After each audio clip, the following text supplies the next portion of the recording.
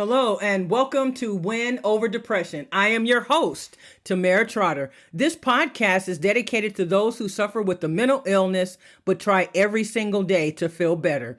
It's also dedicated to those who have loved ones who suffer in silence and want everyone to know about this debilitating condition. You know, depression is one of the most undertreated conditions in the entire world. Did you know that every 50 seconds someone is taking their life? It is truly a pandemic, and we must do what we can to spread awareness about mental health. Today, we'll be talking about mindset and how important your mindset is when it comes to really everything in life, but definitely when it comes to managing your mental health. So what is your current mindset? Do you feel as if you are now in a place where you can overcome your circumstances and get to that place in life where you deserve? Are you accepting of your condition? That's one of the first things that we have to do. Once we accept that we suffer with a mental illness, we are in a much better place to now put into action a plan that is going to help us manage our care. Self-care is also the key to feeling better. Every morning you should get up, take a shower, don't stay in bed. Make sure you have a plan for the day.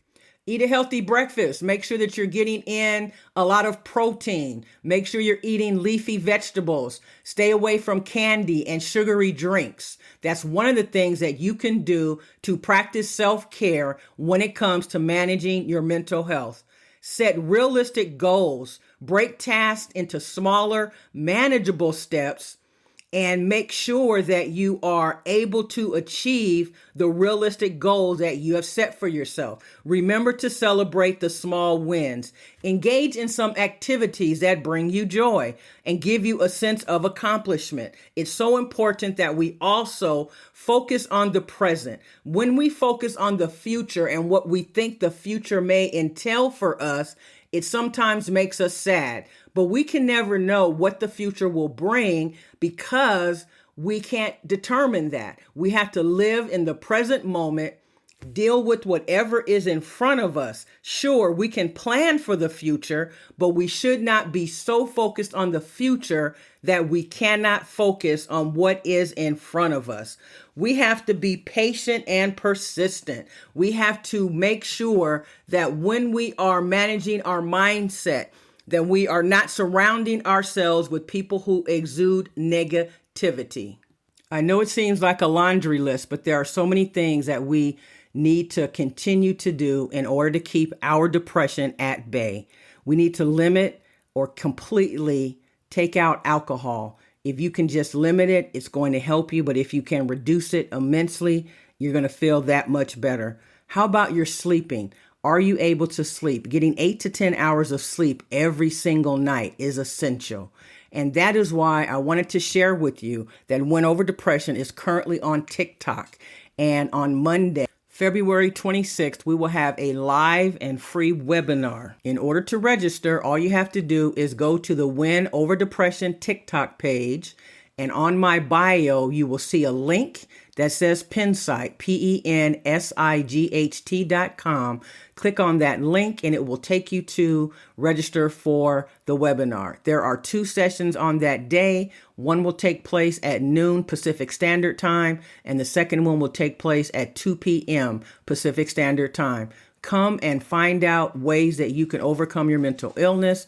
I will also be sharing a brand new mental health diary that I have, as well as an ebook. So I hope to see you there. Remember, giving up is never an option. Stay in the game of life.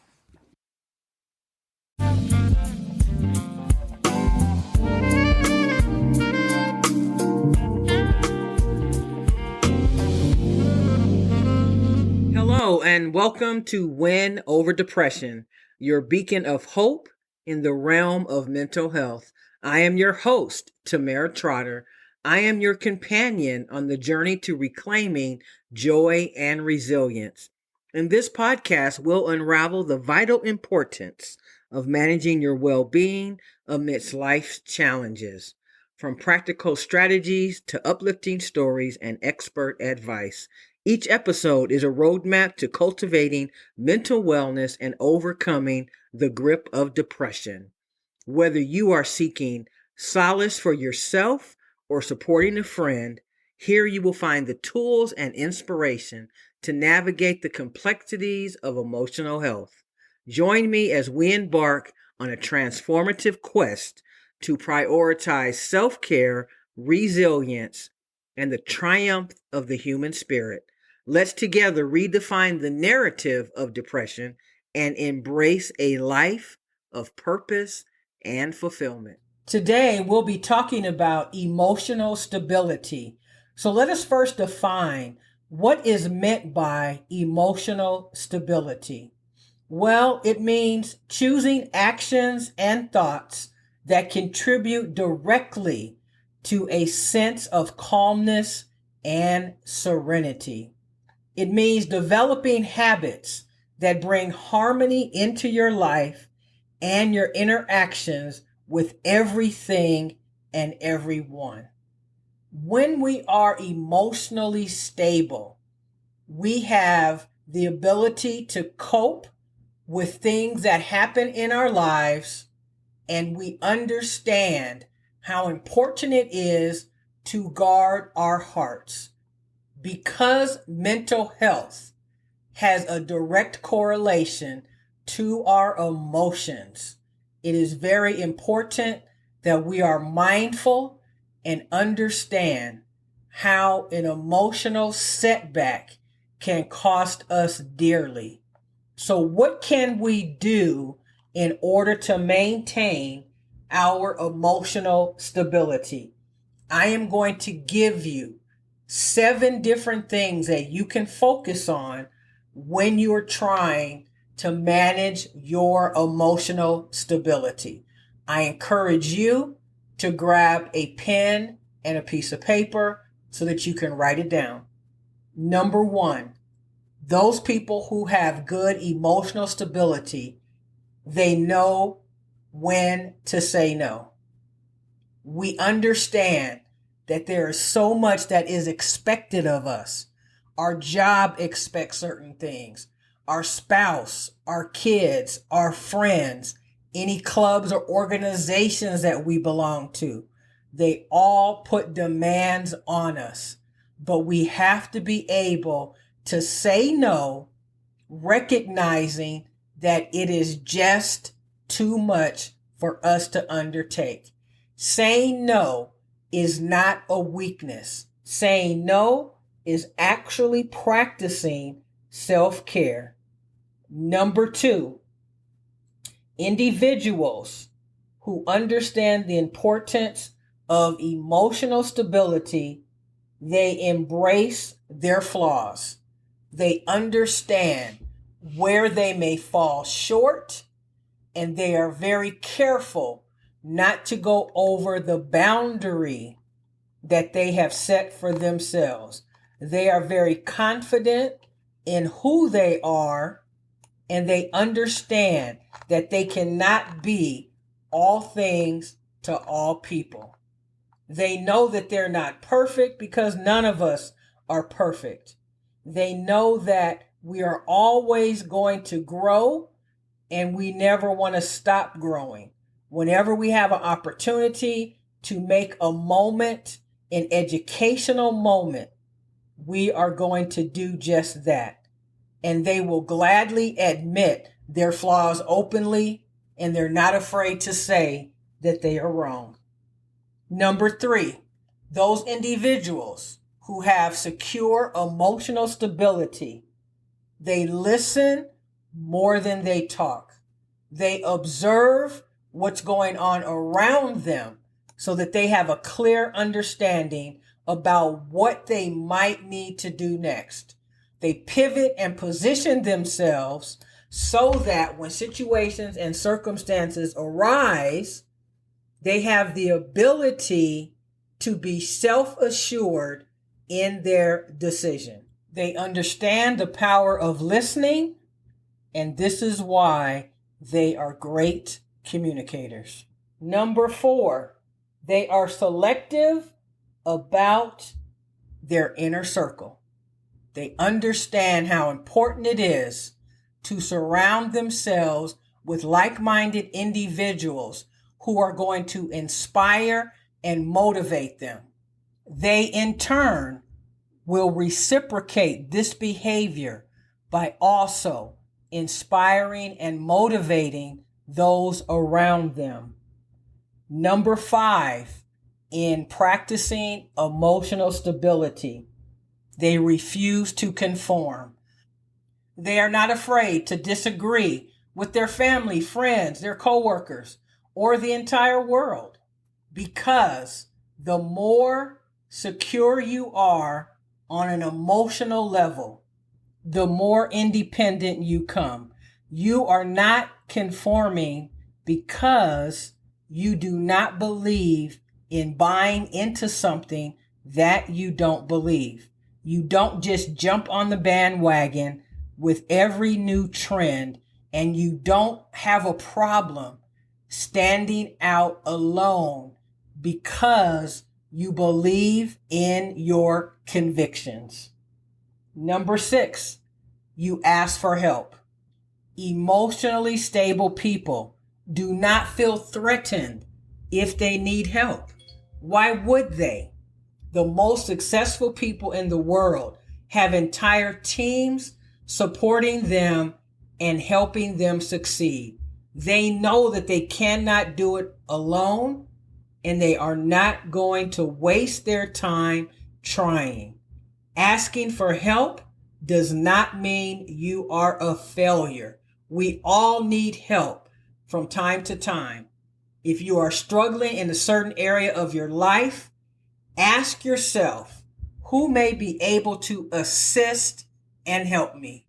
I encourage you to practice one of the 7 ways to achieve emotional stability, maybe 1 week at a time. Take on one and focus on that one particular component. So for instance, number 6, ask for help.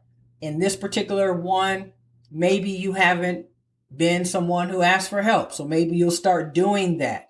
And when you take on and bring into existence the 7 ways to achieve emotional stability, you are going to start feeling better. So when we unpack the definition of emotional stability, let us remember how important it is to provide a sense of calmness and serenity in our lives.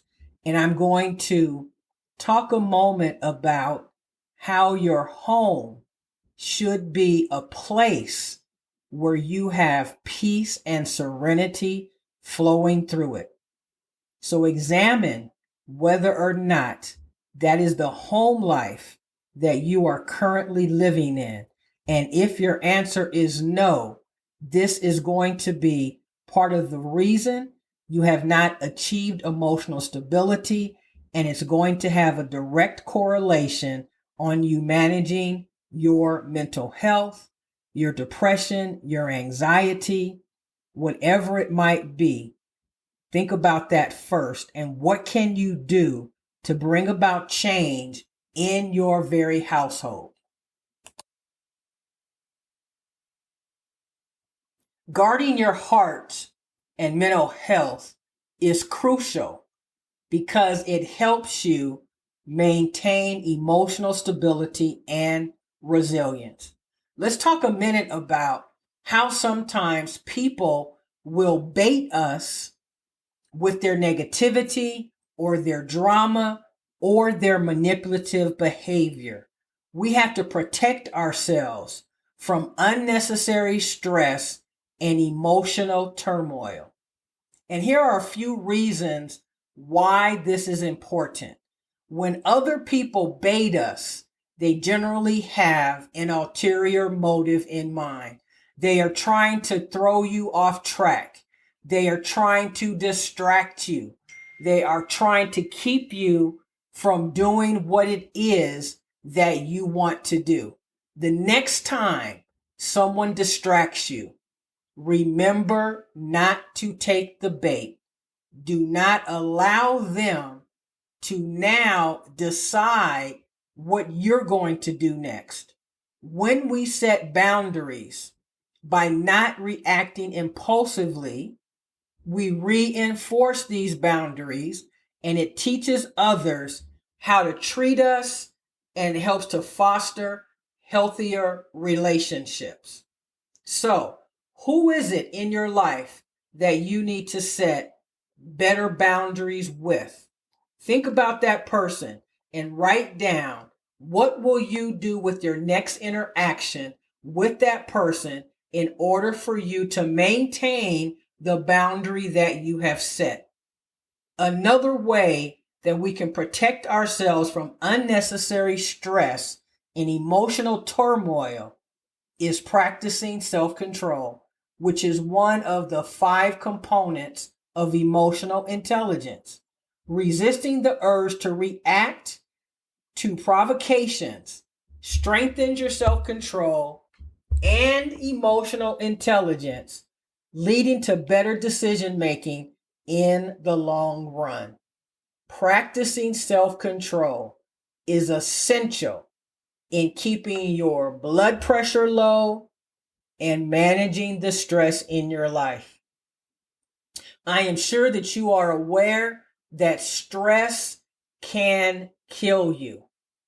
Another way that we protect ourselves from unnecessary stress and emotional turmoil is to provide ourselves with mental clarity, because staying above the fray helps you think more clearly and objectively, enabling you to respond thoughtfully rather than reactively. When we respond reactively, it is that split second that we have to make a decision on what we're going to say or do. When we refrain from making the wrong decision, it enables us to get back to thinking more clearly. It's so important that we refrain from saying things when we are upset or feeling emotional to, number one, keep us from saying something that we'll regret later, and also allow us to weigh all of our options in order to make a well-informed decision. When we practice and protect ourselves from unnecessary stress, we focus on growth. You can invest your energy in personal growth through hobbies and relationships that uplift you. I know that when we are in a battle with our mind and depression, it is very easy to fall into a symptom of depression that causes us to forget about guarding our heart. But we have to be mindful that when we are close to experiencing a downward cycle, that our mind's job is to convince us that what we believe is true is actually true, rather than seeking out the truth from the source itself. If in your mind you believe something, but you're not sure, ask the person who is involved so that they can reassure you that you are most likely incorrect about what we're thinking. And this is why good communication saves relationships. When we're able to communicate effectively, we find out that we absolutely were misinformed about something that we thought. So don't be afraid to ask someone rather than assume about their behavior. So as I wrap up this episode, I want to give you some pointers and strategies on how to avoid taking the bait from others, whether it's their manipulation or something that they say that they are waiting to get a reaction from you. Please pause and reflect. Before reacting, take a moment to breathe and assess the situation. This can help you respond thoughtfully rather than impulsively. Communicate your limits clearly and assertively. Let others know what behaviors are unacceptable. Stay focused on your goals. Keep your priorities in mind. Ask yourself if engaging is worth your time and energy. And if it is not, and the cost is too high, then please refrain from engaging. Practice detachment. Emotionally distance yourself from the situation altogether. Remind yourself that their words reflect their issues and not yours. And finally, seek support. Talk to friends or loved ones who can provide perspective and support, which will in turn help you to stay grounded. If you can incorporate some of these strategies, I'm going to tell you about 3 long-term benefits that are going to also help you to continue to manage your mental health and maintain positive emotional stability. Number 1, it will increase your resilience, building the ability to withstand provocations makes you more resilient over time. Maintain your composure. It will also lead to better relationships because relationships matter. By not engaging in baiting, you foster healthier dynamics, and relationships are based on a mutual respect. And finally, you are going to enhance your own self-esteem. Maintaining composure reinforces your sense of worth and self-confidence. Ultimately, recognizing baiting behaviors allows you to respond in ways that protect your mental health, maintain your dignity, and promote healthier interactions. I never want to end my podcast without first thanking you so very much for listening. You continue to be my audience, the best part of Win Over Depression. Please share this podcast with a friend. This was a very powerful episode, and I know that many can gain benefit from it. So please do that. Remember, you can find us on LinkedIn at Tamara Trotter. You can also find us on Tumblr, Twitter, as well as YouTube. You can go to our YouTube channel, also called Win Over Depression, and you can listen and watch podcast episodes as well as videos. Remember, we are now on TikTok, and you can find me at Tamara Trotter, Mental Health Coach. I want to also remind you that I have a brand new course called the 14 Days to Mental Health Wellness. It is loaded with value, and in 14 days, it's going to help you get back on track. It's going to help you track your mood, figure out what causes your mood to swing. It's going to give you activities that are going to have a direct positive effect on your mental health. There are several videos from myself. There's bonus material. So if you are interested, please go to TikTok and you can click on the bio in my link on TikTok, and it will lead you to the 14 Days to Mental Health Wellness. If you are contemplating suicide, please do not take your life. Your family and your friends, they'll not understand. They'll think it's their fault. So if you're listening to this podcast, this is a sign that your life is worth living. So just go to sleep. Go back and listen to some of my podcast episodes. But when you commit suicide, you are replacing the pain that you're experiencing onto someone else. Please call your accountability coach and have a conversation. Do not take your life.